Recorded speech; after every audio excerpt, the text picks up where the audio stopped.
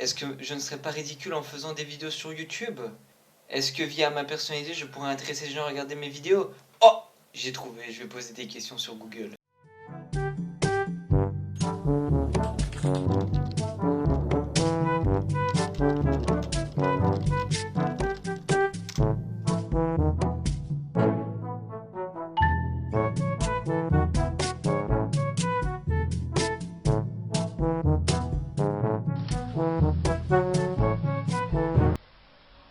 Sa mère la pute. Yeah, I confess, Father, I confess, 'cause I've been living wrong. I know. Welcome to the video guys, j'espère que t'as la forme, moi c'est la patate et aujourd'hui on se retrouve pour une toute nouvelle vidéo qui va répondre à cette putain de question qui est pourquoi est-ce que tu peux te lancer sur YouTube toi aussi. Alors avant de faire cette vidéo là, j'ai un peu checké sur YouTube pour voir s'il y avait déjà des gens qui avaient déjà fait ce genre de vidéo. En gros ça répond pas à cette question du pourquoi est-ce que toi tu peux aussi te lancer sur YouTube alors que chaque jour il y a des milliers et des milliers de chaînes qui sont créées. Donc pourquoi est-ce que toi tu as la chance ou la possibilité de tout simplement réussir sur le YouTube Game? Donc c'est tout simplement à cette question qu'on va répondre aujourd'hui. C'est parti.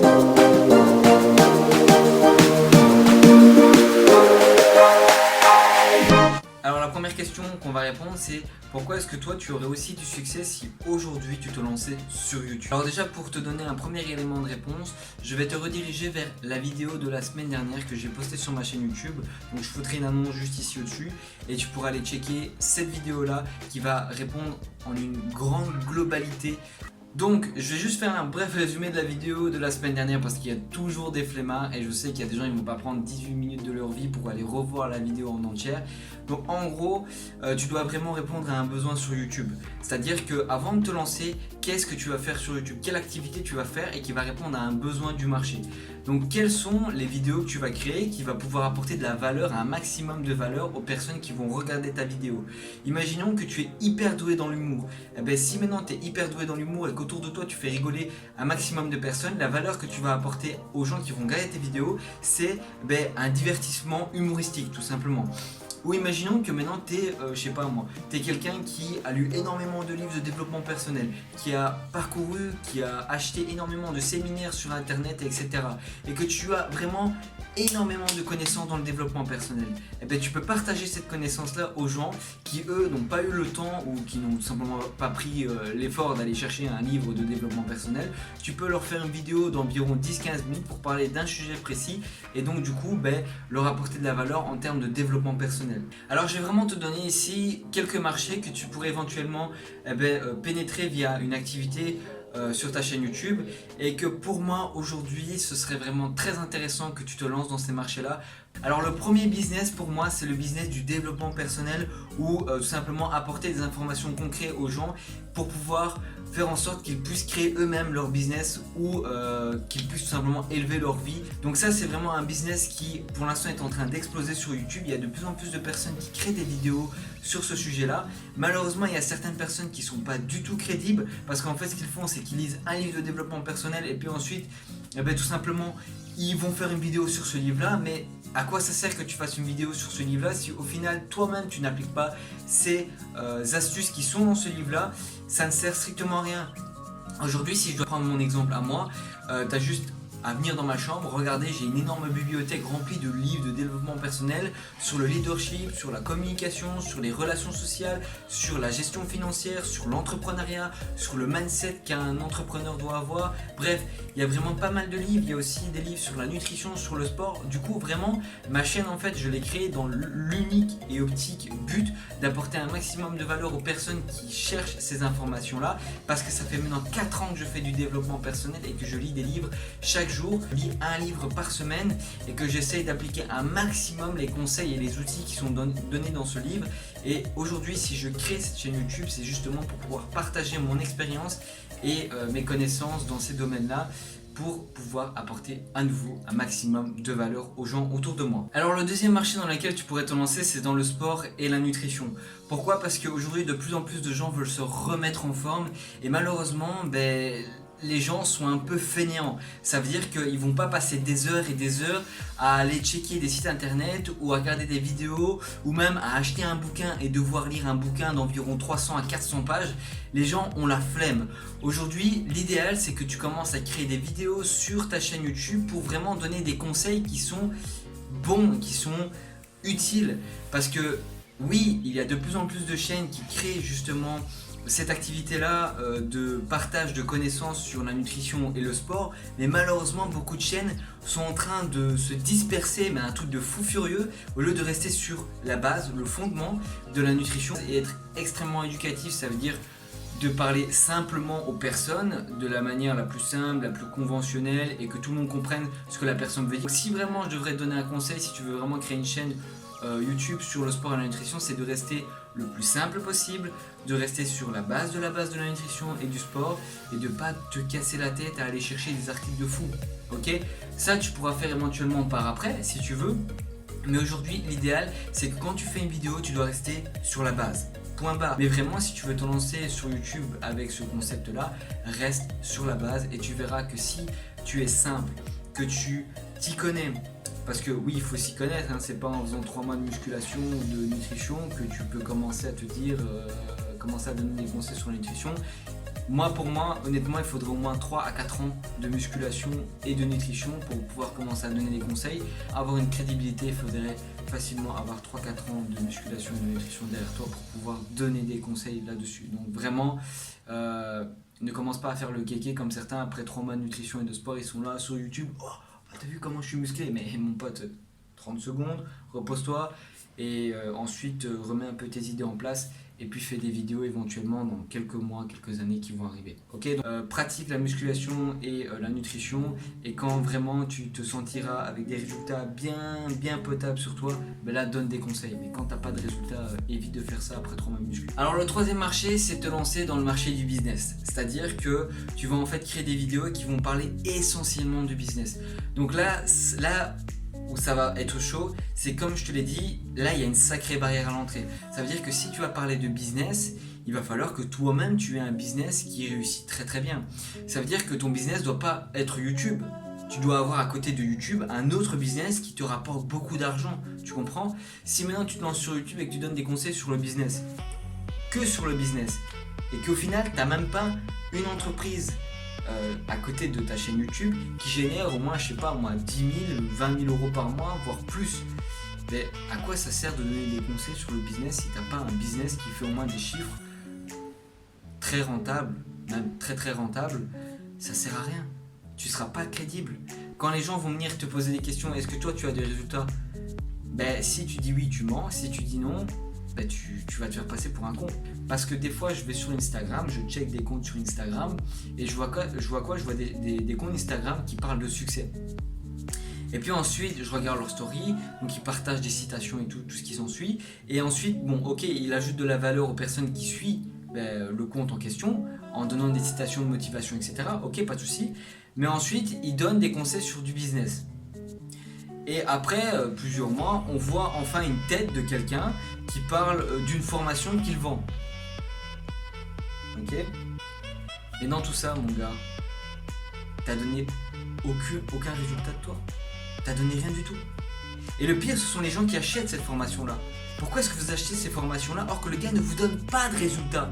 Il ne vous donne rien comme résultat. Il ne vous montre pas que ce qu'il va vous proposer dans sa formation lui a permis de gagner autant d'argent par mois. C'est paradoxal. Vous ne devez pas vous laisser appâter par l'argent, ok? Mais les gens qui veulent créer des vidéos sur YouTube, vous ne devez pas non plus vous laisser appâter par l'argent, par le succès YouTube. Vous ne devez pas vous laisser appâter par ça. Parce que ce qui est vraiment extrêmement important, c'est pas la somme d'argent que tu gagnes sur ton compte, mais c'est la crédibilité que tu vas créer autour de toi. Plus tu vas être crédible, plus tu vas apporter de la valeur crédible, plus tu vas avoir du succès et du succès crédible. Si tu fais tout à fait l'inverse, à un moment donné tu vas monter, ok, mais à partir du moment où les gens vont se rendre compte de la supercherie, tu vas descendre comme une merde. Alors le quatrième marché qui est hyper rentable, c'est le marché du vlog. Pourquoi? Parce que le marché du vlog, il y a une sacrée barrière à l'entrée. Et il y a 2 barrières à l'entrée. C'est quoi les 2 barrières? La première, c'est que tu dois être un putain de bon monteur vidéo. Parce que faire des vlogs et faire un enchaînement de vidéos, ça suffit pas pour faire un bon vlog, pour faire une bonne vidéo vlog. Et le deuxième, c'est d'avoir un style de vie qui donne envie. Ok, tu peux pas faire des vlogs en te filmant dans ta chambre ou en te filmant en marchant dans la rue, tu vois. Si tu fais juste ça à chaque fois, tes vlogs seront pas très intéressants. Si tu fais ça une fois de temps à autre, ça peut être bien. Mais dans le cas où tu fais tout le temps des vlogs comme ça, c'est hyper chiant. Et pour moi, la troisième composante aussi, donc composante bonus, c'est que tu ne fasses pas que des vlogs pour divertir. Et ça, c'est ce que beaucoup de vlogueurs francophones font comme erreur. Alors oui, les vidéos francophones au niveau des vlogs sont vraiment nul à chier la plupart du temps. Pourquoi ? Parce que la plupart du temps, en fait, on voit juste la personne avec sa caméra filmer les différents endroits de là où il va visiter, ou alors filmer les différents endroits de sa vie, etc. Mais au final, il n'y a rien d'intéressant. La personne, quand on la voit et qu'elle est en train de parler, elle dit des choses qui, au final, on n'en a rien à carrer, on n'en a rien à foutre. Et du coup, qu'est-ce qui se passe ? Il se passe que sa vidéo est juste une vidéo entre guillemets divertissante qui n'a ni émotion, ni quelque chose d'intéressant à observer, qui va ni apporter humour, ni joie, ni enthousiasme, ni peut-être tristesse, hein. En gros, il n'y a pas ces montagnes russes d'émotions qui permettent de capter justement l'interlocuteur sur la vidéo, jusqu'au jour où je suis tombé sur une vidéo d'un francophone justement qui était parti en Thaïlande en fait, si je me trompe plus, et le gars montrait en fait tout ce qu'il faisait là-bas en Thaïlande, mais vraiment tout, tu vois. Et ce qu'il faisait dans ses vidéos, c'est que il faisait des coupures qui étaient hyper dynamisants. Donc en fait, ça dynamisait sa vidéo, mais un truc de malade. Et donc à chaque fois, ton focus était ramené sur la vidéo, et pendant 20 minutes, tu étais en train de bouffer sa vidéo, parce que de 1, quand on voyait sa tronche, il disait quelque chose d'hyper intéressant. De 2, tous ces coupures de vidéo étaient hyper intéressants. Ça permettait de dynamiser la vidéo, un truc de fou. De 3, parfois il faisait des trainings en musculation et il créait un montage dans sa vidéo où en fait il mettait une musique de fond et puis on le voyait faire un certain mouvement, puis un autre mouvement, etc. Un peu les vidéos américaines, tu vois, où tu vois des types faire une séance et avec une musique super motivante derrière. Et bien le gars à l'intérieur de sa vidéo il faisait ça, et puis après quand il avait fini sa séance, on le revoyait en train de manger dans un restaurant, et puis il te montrait la carte du restaurant, les bons plats du restaurant et tout, mais toujours en gardant dans l'optique d'apporter un maximum de valeur aux gens qui regardent la vidéo, de divertir les gens et de mettre sa personnalité surtout. Il jouait pas un rôle, c'était lui à 100% et il amenait vraiment sa personnalité, de l'humour, de la joie, du dynamisme. Des fois il apportait un peu de sérieux, puis des fois d'un seul coup on le voyait faire une connerie. Et si tu veux créer toi aussi des vidéos vlogs comme ça, moi je te conseille vraiment d'aller voir la chaîne de la personne. La personne s'appelle Antoine Frombonne, si je ne me trompe pas, parce qu'à chaque fois j'égorge son nom de famille. Mais en gros tu marques Antoine, tu vas très vite le trouver. C'est un youtubeur francophone qui a plus de 100 000 abonnés, il est coach sportif. Et ensuite si tu veux aussi avoir encore plus de motivation et vraiment encore avoir plus d'inspiration pour créer tes vidéos vlogs, je te conseille vraiment d'aller voir les Américains, parce que les Américains, mon pote, c'est les pestes là-dedans. C'est vraiment eux qui excellent dans ces vidéos vlogs là. Alors le cinquième marché, c'est le marché du business focalisé. Alors on avait le troisième marché qui est le marché du business. Donc là, dans ce marché là, tu parlais de tout type de business, donc business YouTube, business dropshipping par exemple, e-commerce, infopreneur, digital marketing, marketing de réseau éventuellement. Bref, tu parlais de divers business où tu conseillais les gens parce que tu avais eu des expériences là-dedans, que tu avais des entreprises qui fonctionnaient là-dedans. Et maintenant ici on a le business focalisé, c'est-à-dire que au lieu de parler de différents types de business comme la plupart des chaînes font, par exemple Théophile Allier, le gars il parle vraiment de différents business. D'abord il a parlé des business blogs, puis il a parlé des business en dropshipping si je ne me trompe pas, puis ici il est sur l'immobilier. Bref, il a parlé de différents business et sur sa chaîne YouTube vous avez blindé de conseils sur ces différents business là. Par contre, après vous avez d'autres chaînes YouTube qui sont sur les business focalisés. Et les business focalisés, c'est par exemple, si je vous donne un exemple de quelqu'un que je suis ici de très très près, c'est Lucas Biver. Le gars, en fait, il parle que du dropshipping.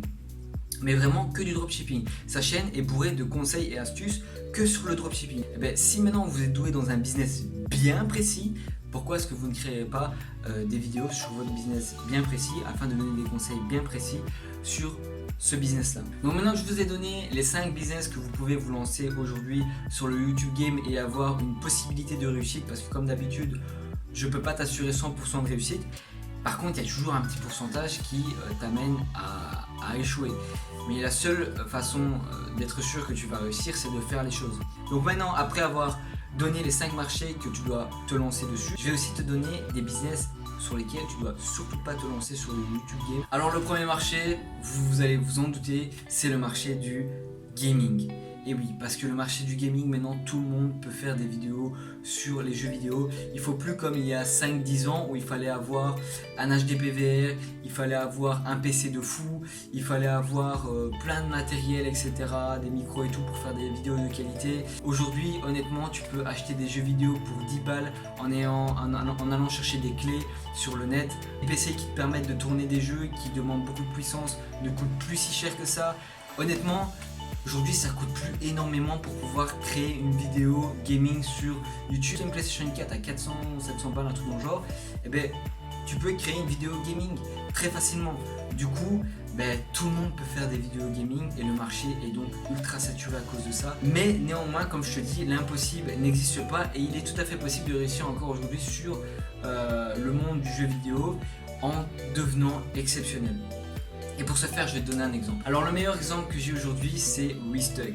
WizTug, pour ceux qui ne le connaissent pas, c'est quelqu'un qui a commencé sa chaîne YouTube sur Battlefield 1. Et en fait, le gars, il était tellement balèze dans tout ce qui était technique que grâce à lui, quand je joue encore aux jeux vidéo, j'ai par exemple su ce que c'était le TTK, tu vois, le Time to Kill. Avant, je savais pas du tout ce que c'était ça. Déjà, tu m'aurais dit TTK, je t'aurais dit quoi, tu parles quoi là, tu parles japonais, chinois, je sais pas ce que tu me racontes. Mais grâce à lui, aujourd'hui, je connais ce mot, je sais à quoi ça sert dans les jeux vidéo. En donnant des conseils hyper bien sur chaque arme qu'il y avait dans le jeu vidéo, chaque astuce sur les maps, etc. Et du coup, en fait, le gars a complètement façonné la façon de présenter un jeu vidéo. Parce que la plupart des gens, qu'est-ce qu'ils faisaient ? Ils balançaient une game et puis ils jouaient, puis ils tuaient des gens, ils essayaient de tuer le plus et le moins de morts et puis ils faisaient un montage. Voilà comment ça se passe. Et tous les nouveaux youtubeurs qui se lancent là-dessus font ce genre de montage. WizTug, il a pas fait ça. Il s'est dit tout le monde fait ça. Moi je vais faire ça. Je vais partir dans tout ce qui est technique et je vais faire en sorte que tout ce qui est technique et très compliqué à comprendre, je le simplifie.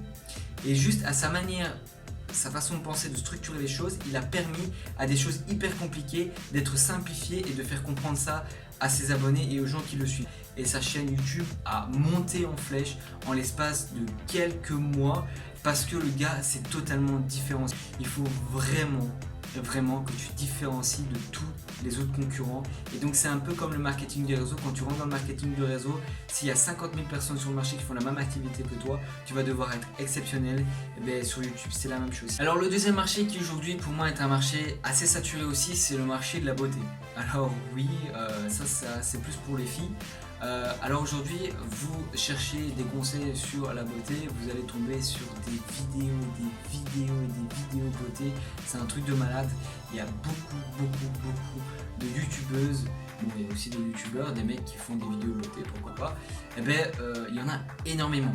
Par contre, si maintenant tu es un mec et que tu veux te lancer sur justement la beauté pour les mecs, écoute, tu peux te lancer parce que là, il n'y a pas beaucoup de personnes. Il n'y a pas beaucoup de mecs qui font des vidéos sur la beauté justement. Donc si tu as un côté, on va dire, si tu as des compétences, des connaissances dans la beauté pour mecs, écoute, vas-y, lance-toi sur YouTube parce qu'il n'y a pas beaucoup de personnes qui font des vidéos beauté pour les mecs. Alors le troisième marché, c'est les marchés tuto. Alors les marchés tuto, je suis vraiment mitigé parce que il y a vraiment un côté, les tutos, c'est bourré, donc c'est vraiment, il y a beaucoup de gens qui font. Et d'un autre côté, il n'y a vraiment personne. Et donc, si tu te retrouves du côté où c'est vraiment bourré, le côté vraiment bourré, c'est les tutos par exemple de, je sais pas moi, comment faire un montage vidéo, comment craquer un logiciel, comment installer tel logiciel, etc. Si tu te lances comme ça là-dessus, tout le monde peut faire ça aujourd'hui. Tout le monde qui a un minimum de connaissances informatiques peut installer un logiciel, peut craquer un logiciel, voilà, tout le monde peut faire ça aujourd'hui. Par contre, d'un autre côté, là où au niveau francophone on est vraiment à la ramasse par rapport aux Américains, c'est au niveau des tutos pour faire des montages vidéo de fou. Il n'y a que très peu de chaînes au niveau francophonie qui font des vidéos tutos pour avoir des effets spéciaux sur Adobe Premiere, pour pouvoir faire des vidéos encore meilleures au niveau du son. Bref, vraiment apporter un montage très professionnel. Mais en gros, si aujourd'hui toi tu as des compétences de fou furieux dans tout ce qui est montage vidéo, etc., ben, je te conseille vraiment de partager tes connaissances. Donc après t'avoir donné les 5 idées de business que tu pourrais lancer aujourd'hui sur YouTube et qui ont de fortes chances de réussir, et les 3 business où tu devrais pas te lancer parce que le marché est hyper saturé, je vais te donner vraiment la chose qui va te permettre de te démarquer de tout le monde. Alors cette chose, c'est toi et uniquement toi. Il faut savoir que chaque personne sur cette terre est différente. Chaque personne sur cette terre a une manière d'expliquer quelque chose.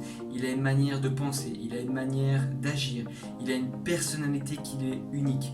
Il a une tête différente de tout le monde. En gros, tu es unique. Et si maintenant tu crées des vidéos, vraiment l'objectif principal c'est que chacune des vidéos on voit ta tronche. C'est hyper important.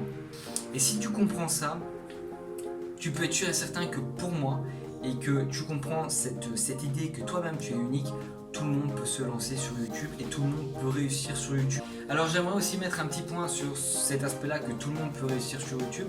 Pour moi, tout le monde peut réussir sur YouTube. Et donc les gens qui viennent me dire « ouais, non, c'est faux, etc. » c'est du bullshit. Par contre, tout le monde n'a pas l'état d'esprit pour se lancer sur YouTube. YouTube, c'est une activité entrepreneuriale. Donc, ça veut dire quoi? Ça veut dire que tu dois avoir l'esprit d'un entrepreneur. Et si tu n'as pas l'esprit d'un entrepreneur et que tu as l'esprit d'un employé, YouTube n'est pas fait pour toi. Tu pourrais te lancer sur YouTube et réussir sur YouTube si tu commences à développer l'esprit d'un entrepreneur. Donc j'espère que j'aurai répondu à ta question du pourquoi est-ce que toi aussi tu peux te lancer sur YouTube. Si c'est le cas, bah écoute, mets en commentaire si tu vas te lancer ou pas sur YouTube, quelle activité tu vas lancer. Donc vas-y, fais ta pub si tu veux faire ta pub. Et moi, je te souhaite une superbe journée. À la prochaine.